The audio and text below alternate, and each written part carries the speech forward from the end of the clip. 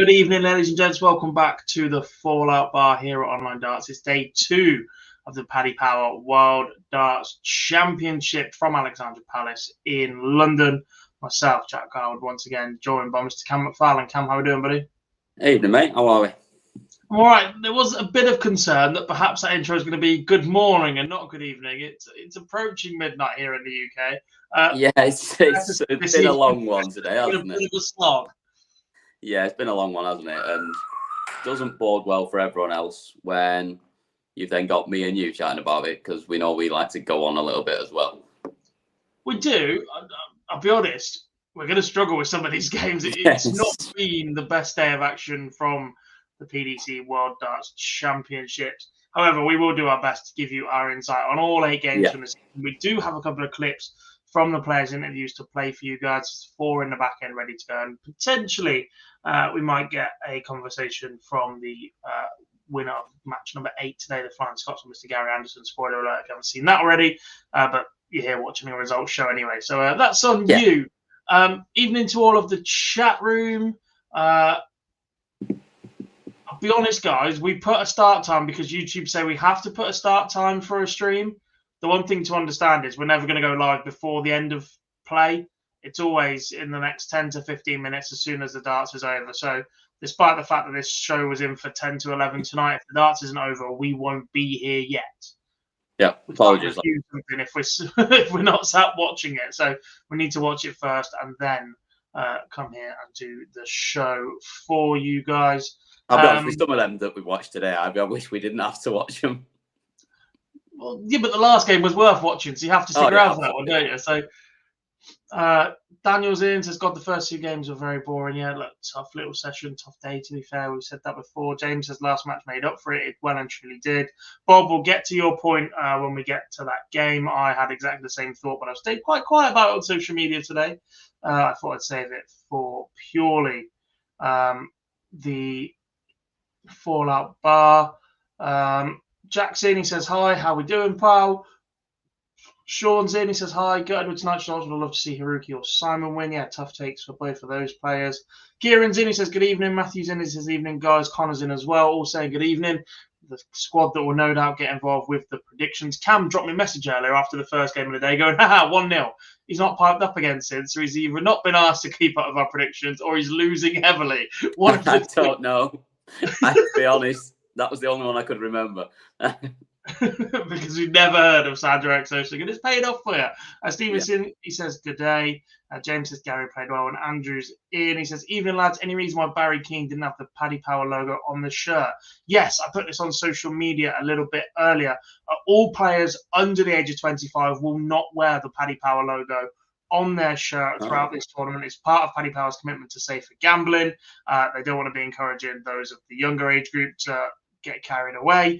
So anybody aged 25 or under will not be wearing the Paddy Power logo on their shirt. I believe what they will do instead is carry the logo of Paddy Power's associate sponsor, charity sponsor for this year, which is Prostate Cancer UK. Obviously, the big 180 challenge this year. Every 180 hit this year, Paddy Power will donate £1,000 to Prostate Cancer UK. Keane was wearing that logo instead, so expect that for all players under the age of 25 throughout this tournament. Bit of a strange one, isn't it? Like it isn't. It isn't when you've got the everything else. I get that it's emblazoned with it, yes, but actually there is certain restrictions within the industry anyway. In the past, Joe and I have been at a tournament. We've gone to do some content with another bookmaker and found out I was actually 25 in 6 weeks' time, so I wasn't allowed on it. They won't let you contribute at all if you're under the age of 25, and it's good to see that them sticking to that. This is a Paddy Power decision, not a PDC decision. It's something that they're keen on within the industry, and I rate it. Imagine paying all that money and actually, no, you're not doing that. We've paid for you to do it, but you're not doing it. You can wear something else. Like, I like it. No, it's a good idea. It still strikes me as a bit odd when everywhere else is plastered with the name. It does, but it is what it is. I guess there's license and laws and all sorts as well about. Yeah, I suppose. Yeah, you get it in football, don't you? You get it, but it's usually 18, not 25, to be fair. Yeah. Right, let's talk about the action. We start in the afternoon session. We're going to race through a few of these. I'm just going to double check which ones we have clips for before we get too far in. That's exactly where we'll start. Lee Evans against Sandro Eric Sosing, one of 4 players from the Philippines to be taking part. We saw one last night in Paulo Nebreda, beaten by Simon Whitlock. Sandro Eric Sosing, not as competitive in this game, not quite living up to it. It's a bit generic, and I hate that it's a bit of a conversation point now, but all of the Asian players seem to have magnificent technique, incredible actions, but it's just the ability to execute under pressure and the mental capacity to deal with the pressure that they're under in those situations. And Sandro didn't really manage to live with Lee Evans at all in this game. No, it's exactly that, isn't it? It's all well and good looking pretty with the action and the rest, but at the end of the day, you've got to get the results as well. And going up there and averaging 75, you're never going to do it. For him to be there, he's obviously a better player than a 75 average. We know that for a fact, despite having never seen him throw a dart. But yeah, I think it was solid from Lee Evans in as much as he did what he needed to do. It's not going to be enough next round if he plays like that again, but it was enough for today, and that's about all you can really say about this game, to be fair. Yeah, the big takeaways from this, I guess, the doubles percentage, 9 from 22 from Lee Evans, just 3 from 9 from Sandro. Again, it's a professional performance from somebody on debut, which we mentioned a little bit yesterday, but it's sort of becoming a bit of a theme right now. Lee Evans against an international qualifier up there for the first time, goes and does a relatively comfortable job on there. That performance won't be enough in round 2, but it's never about what's good enough for the next round in the round you're playing in. It's about getting through. Yeah, exactly that. And he did that, and fair play to him. And obviously, like I say, it's good luck in the next round now and try and step up from there. When you'd like to think, obviously, second game up there, he'll be probably a little bit more relaxed himself and probably play a little bit better there as well. Indeed. Look, we're going to race through a couple of these because we've got 8 more to predict, a couple more clips to play. We're already 8 minutes into the show. So game number 2 this afternoon, Connor Scott against Christoph Kachuk. A mightily impressive performance from Connor Scott. You think that's pretty much the level that Andy Burton just played at for the entire duration of the WDF World Championship. Scott's produced that on his debut after such a disappointing debut year in the WDF last year. Obviously, he just picked up a Store Cup, was still allowed to play in that tournament. The sniper, superb 3-0 job over Christoph Kachuk. The finishing from Scott was unbelievable. 9 from 14 in the end, including one of the best 1-3-8 you're ever going to see. That's just going to be a running joke forever now because a certain former world champion bites it every single time. But what a magnificent performance from Connor Scott. After losing the opening leg, he never really looked back. No, he didn't. It was like I say, very, very impressive. Christoph's a very good player as well, really steady. He put in a solid performance of his own and got blown away, really, which shows you how well Connor played, really. And yeah, really impressive. I don't think either of us had this one, to be fair. I think I had it 3-2 and you 3-1, possibly. If I remember rightly from yesterday, it was not. We were expecting it to be a closer game, and he's pretty much just handled him comprehensively, and it was very impressive, like you say. Yeah, in terms of the international qualifiers, no, I know Kachuk's got to talk hard and there's playing on the Pro Tour, but in terms of the international qualifiers, this was one of the better performances up until this point from Christoph Kachuk as well. He looks solid. His action is very nice, actually. You're looking at him through some of the legs where he's going ton 40, ton, and you're like, how is he ever not winning things? He just looked brilliant, and then he just goes through these phases where he just doesn't buy a treble for 9 darts, and then you can sort of understand why. Yeah, I think there's that. There's always going to be those little dip offs in there, I suppose. But yeah, it was solid from him, and he played well. Nice 1-2-1 check out from him as well, and it was a good game, and maybe probably deserved a little bit more out of it. Possibly deserved a set, but just Connor didn't give him an opportunity to. He did indeed. Superb job from the sniper, Connor Scott, who again moves into the next round. Oh, I'm just going to get something else up on my laptop because I just keep saying they're into the next round. I'm actually telling you who they play. Who do we have? Bracket. Prepared as ever. Scott will take on Gerwin Price on Monday night, of course. And the other winner was Lee Evans, whose reward is a matchup with Luke Humphreys. Yeah, solid. Good luck there in the next round. We're saying he's going to have to play better in the next round. Yes, he is. Yeah, 85 against Luke Humphreys probably gets you no dots at all. It took 6 matches, but we did finally then get a winner from the international qualifier part of the draw, Darren Penhall. A bit of an upset, I think, in this one. There were plenty of us here yesterday, including those in the chat room, back in Jules Van Doren. Like, he didn't have the best 18 months of his tour card. The last 6 months, he has been exceptional on the Pro Tour, but he never really got going at all in this one against Darren Penhall, the Englishman representing Australia. We've heard that before a couple of times. Well, we had a Dutchman representing the USA. It was all kind of confusing, this one. But Penhall was presented opportunities, and he took them at every opportunity he got. He did, yeah. Like I say, 50% on the checkouts. He scored well as well. It's a really solid performance from someone who is giving the game up, apparently, and wasn't even going to consider playing past December unless he qualified for this. And now he's into the next round, and they have a free ride for him now. Just relax and go and have a go, because if you're giving it up anyway, it doesn't matter too much, does it? Yeah, the fact you're playing Joe Cullen in the next round probably doesn't set you up. We do have, the first time for this evening, a clip from Darren Penhall. This is him in his post-match press conference. Easy for me to say, 20 to midnight. Darren, congratulations. You spoke there about last time you were a tour card holder. Have you aspirations to come back and be that tour card holder again? No, this was all about just playing to this. That was it, really. Like I said, it's, we had a go at it, and even though I'm playing better now, like we keep talking about it, me and my wife now and again, say perhaps I'm not finished, because I can play some good stuff, and it's meant to be. This is meant to be it, but you don't know. Maybe we're all seniors. Maybe I think I fancy a crack at that at some point. So after Alexandra Palace is done, are you not even going to play back home? No, I wasn't planning to.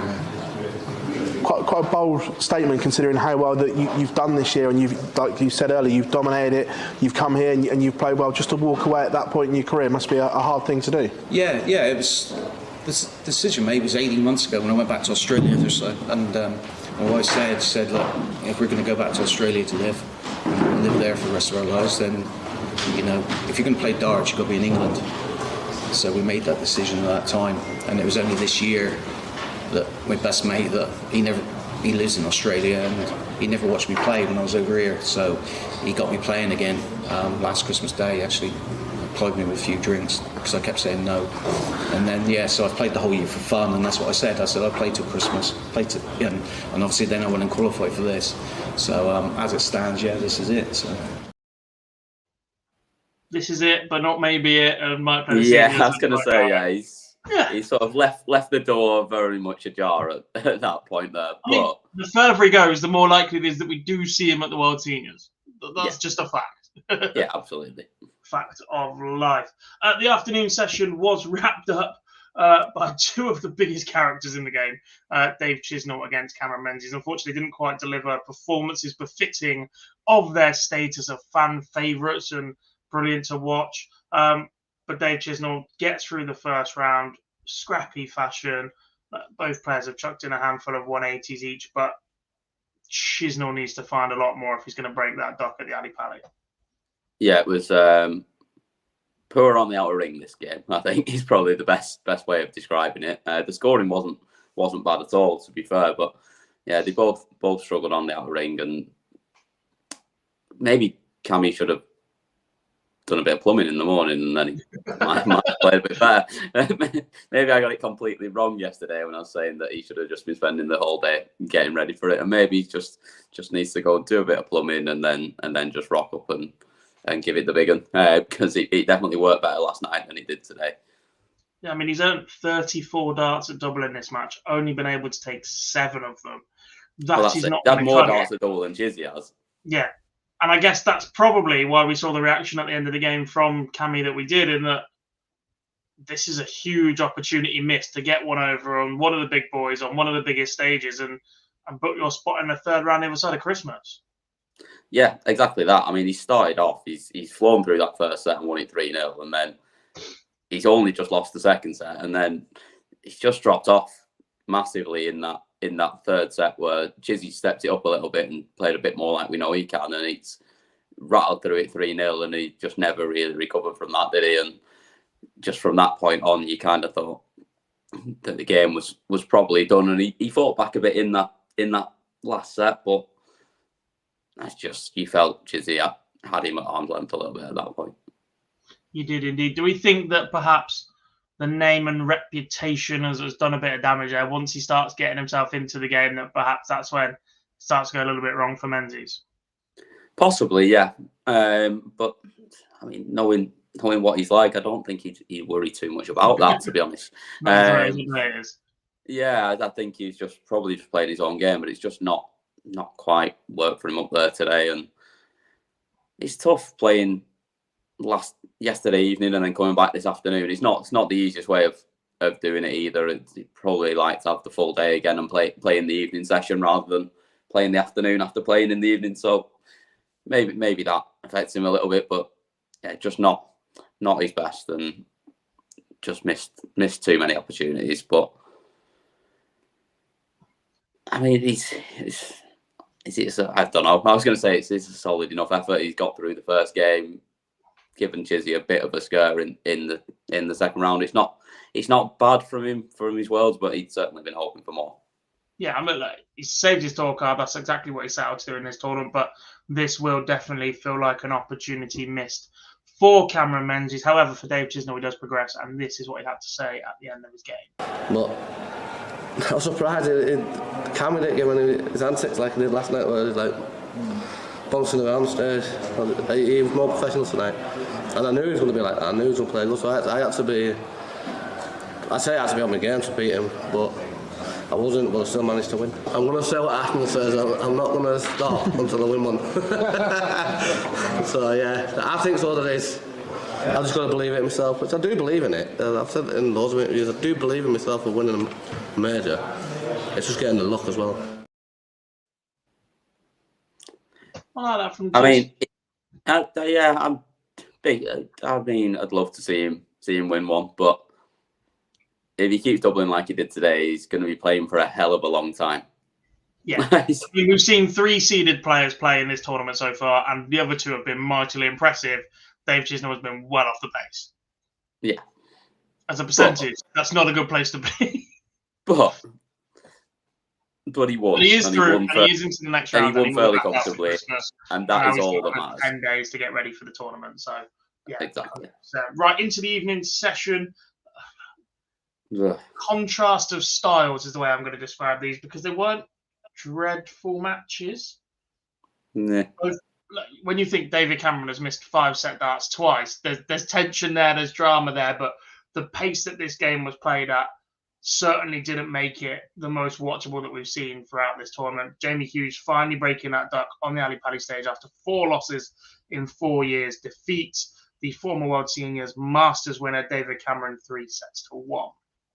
Yeah, the surprise here was that, and it's probably our fault that it's happened, because we both picked the upset and both thought that he would be one that would be more solid when it came down to it.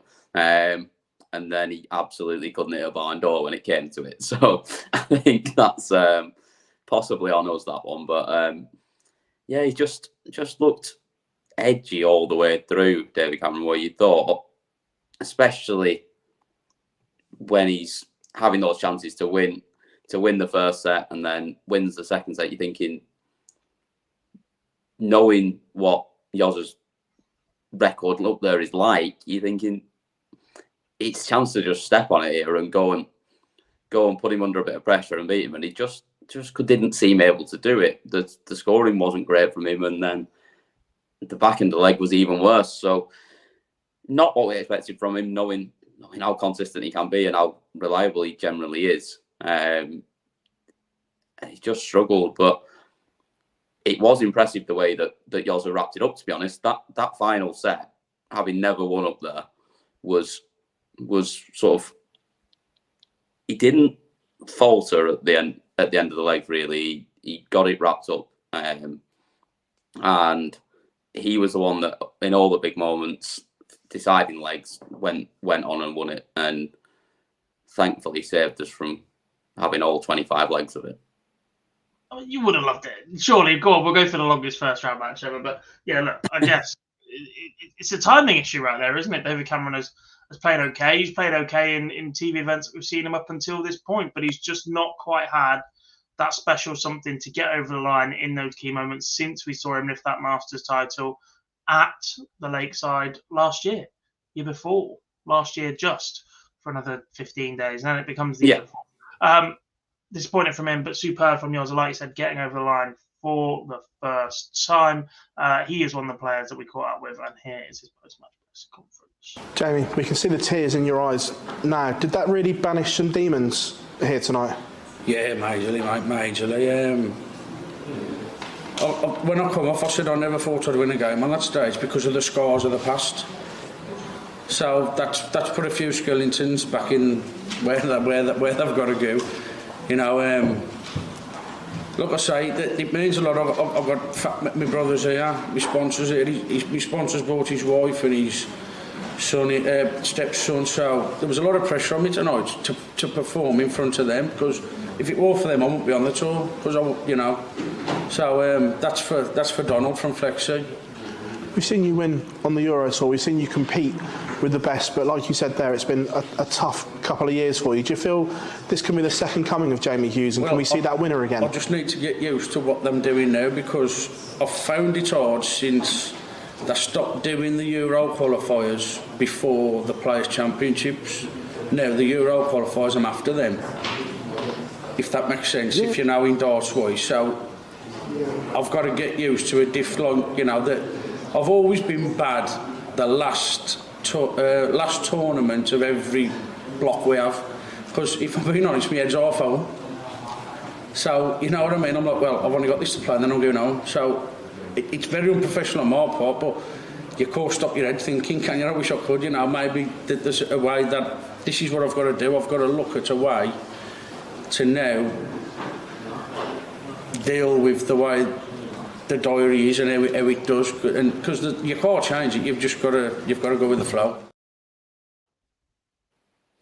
Interesting. I like that. That a lot of players would prefer a couple of games to warm up to get used to it, rather than the Euro qualifiers being first and then the rest of the weekend being that little bit of a lull. But yours are coming at it from a different approach, in that they're essential, but actually when you get towards the back end of your time there, you are making plans to go home, and you're like, the last day, I'm out, I drive home, right? I won't consume as much, as doesn't happen in the world of darts, as we all know. But I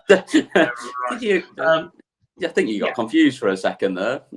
Interesting from Yoza. On to the second game of the evening session. This was an absolute slog. Again, very technically sound from Reynaldo Rivera, but a game that he controlled the pace of from start to finish. His throw-in action wasn't actually that slow, but the setup and approach play from him definitely took its time. Took his time, didn't he? Getting up to throw. Again, there's no rules against that, but it was clearly difficult for Keane Barry to live with and manage a player who likes to get on with it, likes to go at a decent pace. However, the young Irishman does prevail 3-1 in this one. Yeah, I think it's one of those for Keane. He's just got to be a little bit smart with it, and because, like you say, he was slow in getting up to throw Ronaldo, but he's also not overly quick in going and retrieving his darts and getting out of the way as well. So Keane's just got to be a little bit smarter, and just whether it's just hang further back on the stage and have a bit more of a walk up to the hockey, just give yourself that extra moment where you're not getting there and then having to stand and wait. Because we know he's rapid and he throws really fast, but you can still throw like that. Just don't get yourself there too early and be waiting around in your stance as much as anything. We think that's an experience thing for someone like Keane to learn, because look, if he wants to play at that pace forever, he's going to get games like this more often than not against players. There's plenty of them lurking about on the tour. We've mentioned high-profile ones such as Liam Maindor-Lawrence and Marco Cantele, and now we're talking about Rivera. Look, there's plenty more out there that are going to play at a decent pace and that are going to control the rhythm of games against you when you like to get on with it. That's something he's got to learn to deal with and crack on with. Yeah, exactly that. He just needs to be, like I say, it's just about being a little bit smarter with it, and maybe as much as anything, when you're practicing as well, just get yourself in a rhythm of taking an extra couple of seconds before you're stepping up there. Just have a little timer set or whatever it might be, that you don't get up there and throw before that point when you're practicing, and just get used to getting to the hockey at that sort of pace. But give him his dues. He clearly didn't enjoy that pace tonight, but he got it done and he got the win anyway. It wasn't not vintage from him by any means. It certainly wasn't as good as we've seen him play before, but it was, again, his first round. It's enough, and he got him through. He did. Couple of follow-up points. Firstly, he will take on Michael Van Gerwen in the next round. He's one of a number of players so far this week who have said, look, I'm not at my best there. It wasn't brilliant, but I'd rather play them at full flow than I would them not turning up. I think that's quite naive. Yes. Connor Scott said it about Gerwin Price. I think Keane said similar about that. Simon Whitlock said, look, I'm going to get my ass kicked, but if I turn up, I'll give him a game, which I think was probably the most honest assessment of the lot. But yeah, that's it. I mean, going, look, my opponent's tough, but I want to play what they've got. Rather than I'd rather have an absolute nightmare. And if I'm being honest, they're not being very honest in that. Lee Evans was another, I think, who said that against Luke Humphreys. Yeah, no, absolutely not. Like we've played darts before, and you're a lot better than I am. I want you to turn up and play my level, not play at your level. Like, that is exactly what you want if you want to try and win a game. You turn up and play your best. I'm not going to beat you. It's just not going to happen. You all learn that. Yeah. Although I reckon I'd probably give you a good go at the moment because you're bobbins by all accounts. I'm playing all right, you know. I've just retired, but I'm I was going to say, you've just retired because you're bobbins. No, I've retired because I don't like the people. There's difference. Big difference. Not my teammates either. They're spin it however you want, mate. I'm done. The other thing we have to discuss is that tweet from the PDC. They've been building up to this, trying to be a little bit more edgy and comical with their content over the last couple of seasons. They're certainly going for that social media era and trend, but with all due respect, not even with all due respect, it was damn right disrespectful.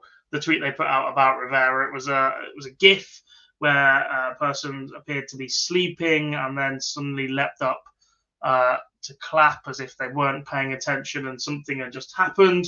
Look, clearly that's meant for the casual fan and to try and get a bit of interaction in that one. Either that or their software had gone down and they'd completely misinterpreted because there wasn't any clips of that game up until that point. But for a player to have put the effort in that Rivera has to go and qualify for this tournament, there are no rules about pace and playing that way. And if you've got an issue with that, go and make some up. Because you've got an average shot time in snooker. You could try and build something in darts. We've been on about it for a number of years. You don't have that in place yet. This is the World Championship. You guys have opened it up to an international qualifier field as wide as you have. You cannot sit there and then slag off the quality of the players that have made it through. No, definitely not. It's a poor moment from whoever was in charge of the socials at that point. It's just there's just no need for it, and I don't know whether is it a little bit of the Paddy Power effect of, we know that Paddy like to give it out and a bit on socials, and whether they're trying to go with that a little bit because it's sponsored by Paddy Power, but it was poor, to be honest, wasn't it? You leave that to Paddy and then they can get away with it. They can have that little bit of edge about them. Exactly. What you can't do as the tournament promoter and organizer and competition is to be slagging off your own players. Well, exactly. And then the second you see that was a bit comical because there was a fly on the board. It's like, oh yeah, we're really flying now, ... After, I think, Barry had scored 60. Yeah. Not with the darts in the board, right? There were 60. Not with the darts, because then it just looks like you're taking the piss even more. Yeah. Yeah, it's just someone's had a shocker there, haven't they? And rightfully so. They're getting absolute pelters because of it. So then again, I suppose it's driven the engagement they were probably after. Correct. It's amazing what you can do when you're controversial. On to the penultimate game of the night, one that Scott Williams has entertained him from start to finish, even if it wasn't pretty much the darts we were expecting from him. Opening leg, he's gone for a blind 180, for Christ's sake. He wraps up the match with a 1-2-7 in game on the bullseye. Look, Scott Williams is an entertainer. You're either going to like him or love him, but is there a time and a place for that? Do you wait until you're 2 sets clear in the World Champs to do that, or you know your opponents? No. First set, if that goes badly, you lose the leg and the set, you look like a bit of an idiot. You do, but I think there's more respect for it doing it in the first leg than at 2-0 up, where you basically, it's a little bit disrespectful to your opponent at that point. Whereas in doing it in the first leg, it's basically saying, this is me, this is how I'm playing, and it's what I want to do, it's what helps me, and I'm going to go and do that. And to be fair to him, it didn't go to plan. I mean, it wasn't a blind 180 by any means. He'd fully let it go before he turned his head. We need a conversation on blind 180s as well. Yeah, it was just a little bit. It was just a little bit showboaty rather than actually being the old no look. But yeah, it obviously rattled the barrel and didn't go in, which didn't help. But then he pings the 120 the next visit to win the leg. So you can't really argue with it, to be fair. No, that's the key moment right there, wasn't it? That if that 120 then doesn't go, that is where that unravels, and you're like, why on earth have I done that? But actually, to take that out in such comprehensive fashion that Scotty did the following visit probably set him up, and actually Muramatsu's in for one. It was absolutely perfect that next visit as well, and everyone was bang in the middle. Like it was absolutely spot on, and that was probably it probably just relaxed him a little bit by going for it, and then even though it didn't go in, just being like, oh, fair enough, it's fine, and then going and taking it out. Other than that, though, to be fair, I thought after that point he was pretty restrained and pretty like just composed and had his head switched on and just took his time and just played a really solid game. Other than that, I thought it was pretty impressive from him, to be fair, that he didn't get drawn into doing too much and just focused on his game and got the win. Yeah, I mean, the stats say he's actually been outscored 26 tons to Haruki for 18 for Scott, 9 140s to Scott, 11 140s to Haruki, 2 maximums apiece. I guess what you said there about him settling in and going to work and being a steady performance is exactly what he needed to put in against one of the more dangerous international qualifiers in Haruki, someone that we've seen at the Grand Slam already, we've seen at the Super Series. He is in possession of one of the nicest throws in all of world darts. And when he gets it right, he does know how to use it. And there were glimpses throughout this. The set he reeled off was in 45 darts, I think. It was, yeah. Yeah, rapid, just straight through it and won it really well. Might have been just over 45, but either way, it wasn't many. So like I say, that's why I think it was such a solid performance from Scott, to be fair. He didn't really let him get into it. And very impressive on the outer ring, as impressive as anyone we've seen today. I thought it was good. I think he'll play better again next round, and he fancies it as well, apparently. Well, let's find out what he said, shall we? Yeah, that's just me. I am a bit of a weirdo. I'm not as mad as Cammy, but I'm pretty, But especially on the world stages, you want to be the best you are, and when you win a leg, I've seen stuff on social media about Cammy, like people cringing at how he reacts. The boy's a plumber. He turns up. He's playing against. He's watching. 3,500, 4,500 people are watching, plus the millions at home. He does what he wants up there. Just let us do what we do. You watch and behave yourselves, right? And we'll just get on with it. And that's what I'm going to continue to be and do. And if I win a leg and I'm happy with it, that 127 was delightful, by the way. Then I'm happy with it, and I'm going to continue to do it, mate. Yeah. One thing on the first leg, I think you went 2 treble 20s and then slipped away into the 5 with the no limit 180. I think some people would look at that as disrespectful. I didn't slip away. It actually ricocheted off the front. It ricocheted off the other 2 barrels. Thank you very much. Yeah, but it's one of the things. People know who I am and they know what they're doing. Haruki is, as butch as he's seen what I do. He knows who I am. I know who he is, so he knows who I am. He knows I'm going to do something stupid at some point, and that was the one. And I'll do it again Thursday. And if it doesn't go in the treble 20 again, that's bad luck for me, innit? But I'll do it, and I'll do it, and if I want to do it, I'll do it again. It's as simple as that. And if people don't like it, then just turn your TV to Emmerdale or something. Turn your TV to Birmingham. I like it. If you're going to question him on the no 180, at least get it right with what actually happened with the dart. Yeah, look, it's unfortunate, but also, does that happen if you look in? There's always that conversation, isn't it? On to the final game of the night, and he's back at the Alexandra Palace. What? Simon Whitlock, he's back. No. The other man is well and truly back. Gary Anderson is back at his spiritual home, the Alexandra Palace. 15 years he has been to the top of Muswell Hill. He's been to the top of the world twice before, Cam, and after a performance like that, he may be in the hunt to be on top of the world once again, because, my God, the Flying Scotsman, look, he's had the best average on tour all year. First 3 darts of the tournament were a 180. Let's be honest, we all thought 5, I think it was, perfect to open. Was like, yeah. Hang on, here we go. 11 dart leg to open. Opening set was 104 average from the Flying Scotsman, Gary Anderson. He just absolutely loves this tournament, absolutely loves this venue. And when he gets going, we all love to watch him. Yeah, absolutely. That first set, the game was over at that point, wasn't it? At no point did anyone, especially Simon Whitlock himself, believe that he was coming back after that first set. It was so impressive. Like you say, I think it was 11, 14, and then 18 darts to wrap up the first set. So it was just so good from him. Like you say, 5 darts in on the first one. I thought he should have switched on the 6th, to be fair. It looked awkward, that last one. He tried to force it in there. I just thought, if he switched, he probably pings it straight in the middle of the 19s and then it's on. But who am I to tell Gary Anderson what he should be doing at that point? It was class. And I just really enjoyed watching it. And he's got a chance on it. He's definitely got a chance.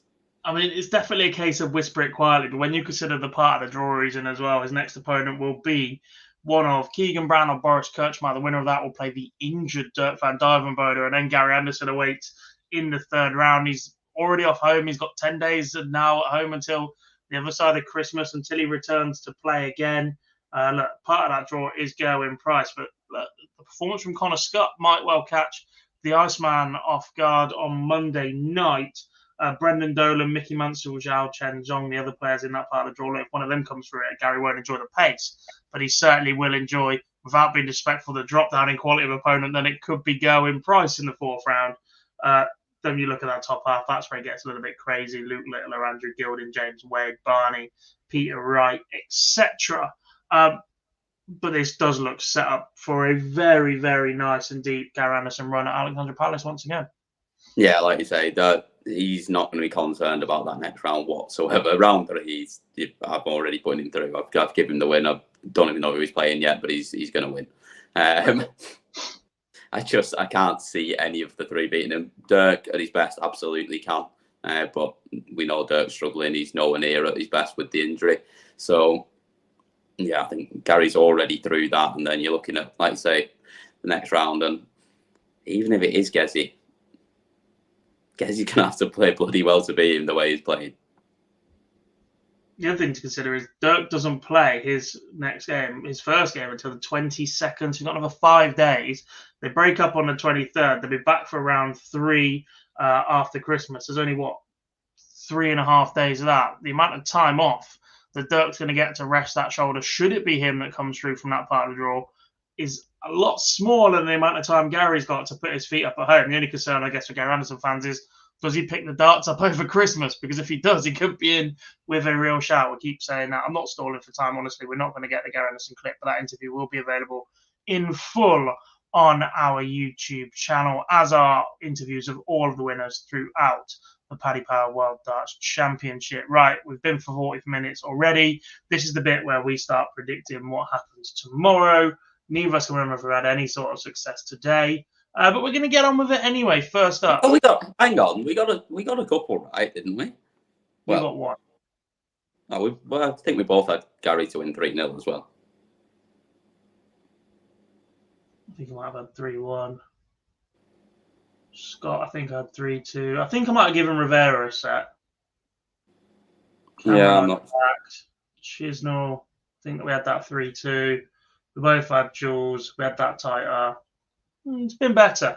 On to tomorrow, Sunday, another double header starts in the afternoon with two absolute characters of the game. Rapid, Ricky Evans takes on the Saint, Simon Adams, a man who I had the pleasure to meet last week down in the Motor Super Series. This could absolutely anything could happen here, Cam. Yeah. It's just, this is pick out of a hat here and decide what you just go with what you want. And I think Simon Adams wins 3-2. Simon Adams is a great guy, Sean. Absolute character. Look, if he produces the top level that we know he's got, one of his first two games in the Super Series in week 5, he averaged 107. If he can rock up and produce that performance, Ricky Evans got his work cut out for him. If he rocks up and produces the mid-70s, low 80s that we saw plenty of times from during that campaign as well, then Ricky Evans should have more than enough to beat the Saint. I'm going to say this is tough because I actually think both of them are fantastic people. Yeah. I have to say Ricky wins 3-2. I think just because of the experience and the quality that Ricky has. Yeah. But I think it's close. Yeah, I've sort of gone the other way just on recent competitive darts that Simon's been playing. Just I think it'll maybe give him more of an edge. But yeah, it's going to be close, isn't it? Which means back the 3-0 either way. Yeah. Chat room, we've got Sean Evans 3-0. Never seen Simon play. We have. Advantage us. Andrew says Evans 3-1. Daniel says exactly the same. Kieran says Evans 3-2. And Graham says 3-0 Evans. Nerves gets to Adams. Let's hope we see the celebration at least once. On to match number 2 tomorrow, and the shortest odds for any single game in the PDC World Championship first round for a long, long time. Jim Williams takes on the Guyana Norman Madhu, back for the first time since 2011. Is there any way Norman wins this match, Cam? I think you're being generous by asking that question, to be honest. I thought you were going to say, is there any way he wins a set? So, yeah, I've got it 3-0 for Jim Williams. I can't see any other result. Yeah, look, the Quiff is playing some fantastic darts right now. It's almost like he's remembered he is a darts player for half the year because he just gave up on half the events throughout the season. I'm going to be honest, the only score prediction I'm going to read out from the chat room, anybody that's not predicting a 3-0, because I think that's where absolutely everybody is heading. Sean and Daniel both have gone in that direction. So we're going to move on to the third game of the night. And again, two characters, two fantastic throw-in actions. Matt Campbell, one of the more robotic and coached actions, shall we say. Lawrence Lagan, one of the most natural and superb throwing actions you're going to see. Absolute character up on Yoki. Never really delivers, though. He's threatened it a number of times. We've seen him play at the World Cup, been excited for him, but actually Malik Den was the one that nearly pulled off that shot against Peter Wright a couple of years ago. Can Lawrence Lagan get a win for the Philippines up on the Alexandra Palace stage when he takes on Matt Campbell? I just don't fancy it. Like you say, it's such a good action. Looks great, good character, but just fails to deliver when it comes to it, and stands in the way of the camera a lot. I've seen more of that man's ass than anything else. So I just think Matt Campbell will be a little bit more consistent and runs out a 3-1 winner in this one. He did make it to the second round last year, beat Roby John Rodriguez 3-2. Who did he then succumb to? Could be anywhere.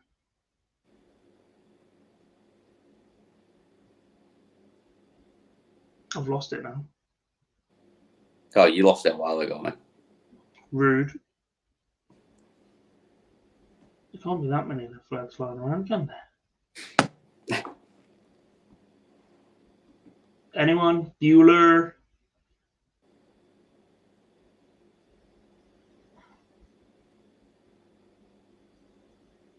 Oh, he lost to Dimitri van den Berg 3-0. Look, Dimmy had a decent year last year as well, so we'll let him off. I'm so stuck with this one because Campbell's not had a great year either, I don't think.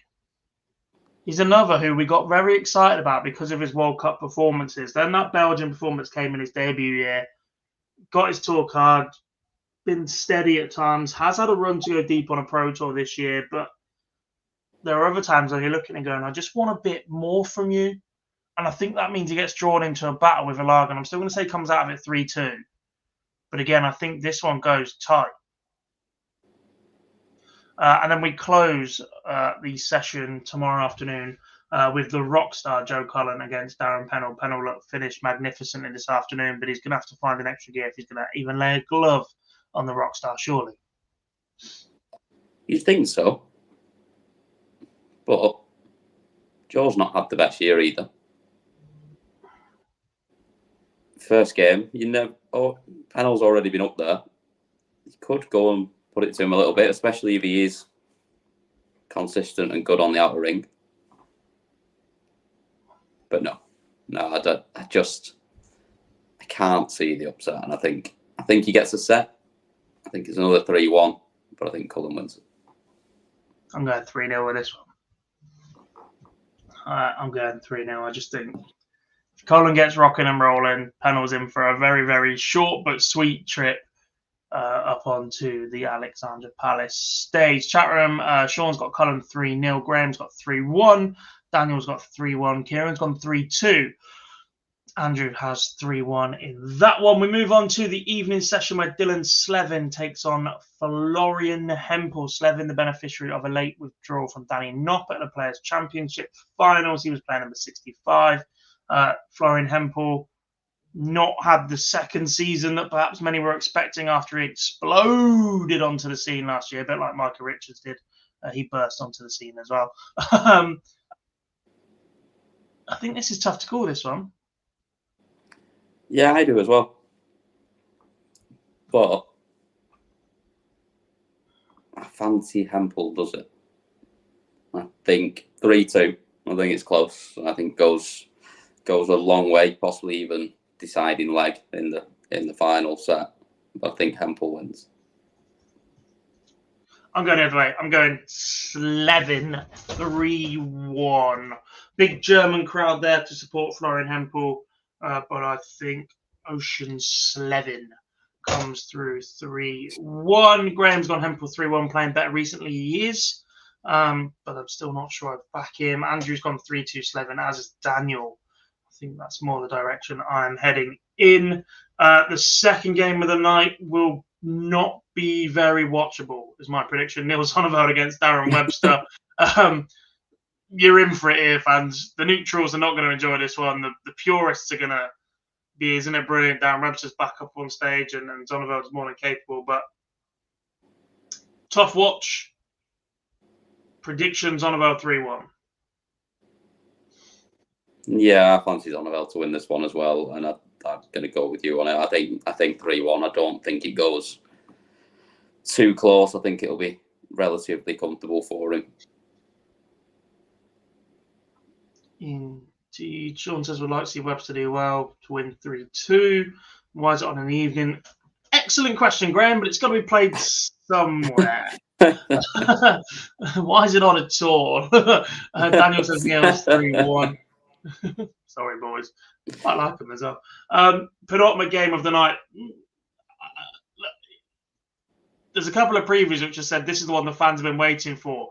At this point, it genuinely might be the one the fans are waiting for up until this moment. They might be waiting a while for it, to be fair. Jermaine Watamena against Fallon Sherrock. The Queen of the Palace returns to the stage of that infamous victory over Ted Evett a couple of years ago, backed up by that victory over Mensur Suljovic.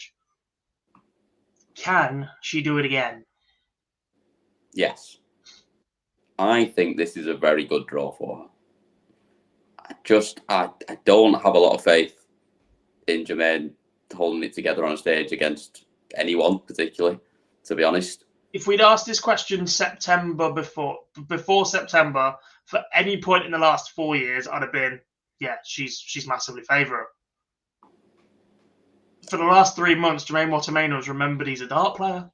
He has, and he has played better. But on the stage, when it matters, will he hold it together? And I'd have that question. Whoever he was playing, the fact he's playing Fallon, if she goes and wins the first set, I think he absolutely crumbles at that point, and it could be 3-0.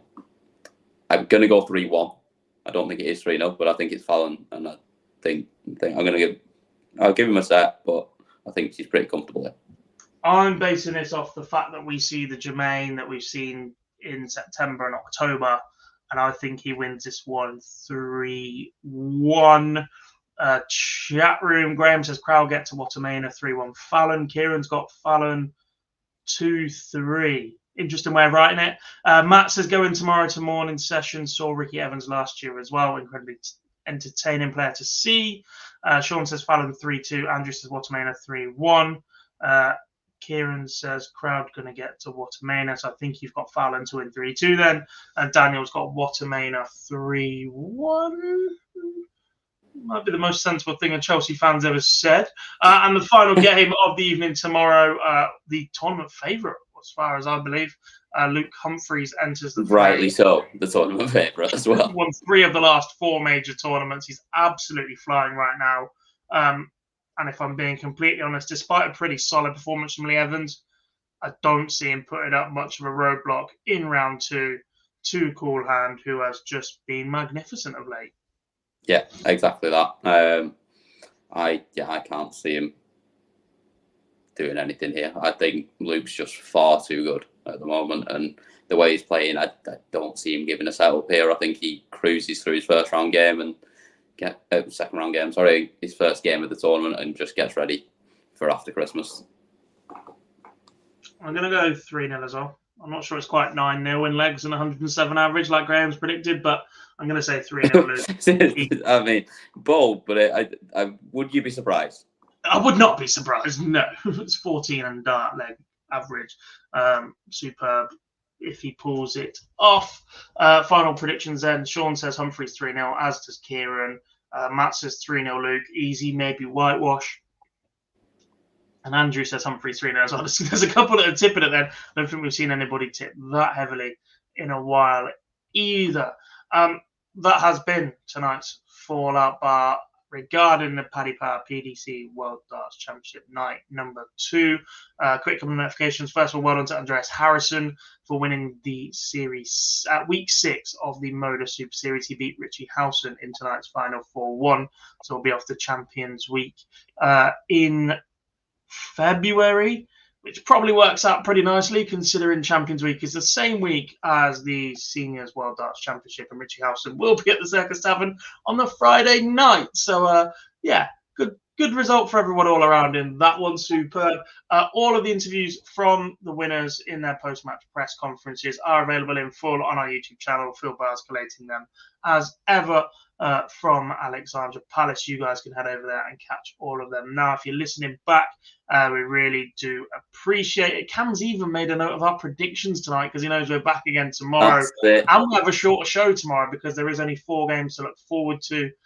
So we can rib each other a little bit on that one. Really, really do appreciate all of you guys for sticking with us tonight. It is incredibly late here in the UK, but there's more of you watching now than I was yesterday. So thanks for bearing with us. We've been Online Darts. This has been the Fallout Bar, and we will catch you all very, very soon. Bye.